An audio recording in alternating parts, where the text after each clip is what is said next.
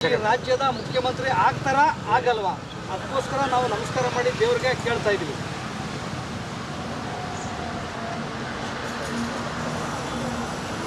ಕಿವಿಗೆ ಹೂವು, ರೈತರ ಕಿವಿಗೆ ಹೂವು, ಕಾರ್ಮಿಕರ ಕಿವಿಗೆ ಹೂವು, ಎರಡು ಒಟ್ಟಿಗೆ ಕೊಟ್ರ ಸರ್ಕಾರ. ಸಿದ್ದರಾಮಯ್ಯನವರೇ ಮುಂದುವರೆದ್ರೆ ಒಳ್ಳೇದಾಗುತ್ತಾ ಅಥವಾ ಡಿ ಕೆ ಶಿವಕುಮಾರ್ ಮುಖ್ಯಮಂತ್ರಿ ಆದ್ರೆ ಒಳ್ಳೇದಾಗುತ್ತಾ?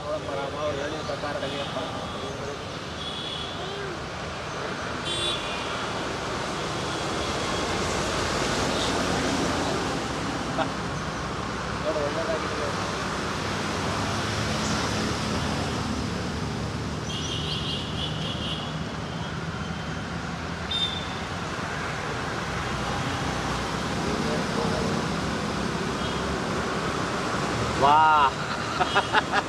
ಚೆಂಡು ಹೂವ ಹೂವು, ಹೂವ, ಕನ್ನಡಿಗರ ಕಿವಿಗೆ ಹೂವ, ಕಿವಿಗೆ ಹೂವು, ಕನ್ನಡಿಗರ ಕಿವಿಗೆ ಹೂವ, ರಾಜ್ಯದ ಜನತೆಗೆ ಹೂವು, ಕರ್ನಾಟಕದ ಜನತೆಗೆ ಕಿವಿಗೆ ಹೂವು, ಮಠ ಆಗ್ತಂತ ಮತದಾರರ ಕಿವಿಗೆ. ರಾಜ್ಯದ ಅಭಿವೃದ್ಧಿ, ರಾಜ್ಯದ ಅಭಿವೃದ್ಧಿ, ರಾಜ್ಯದ ಅಭಿವೃದ್ಧಿ.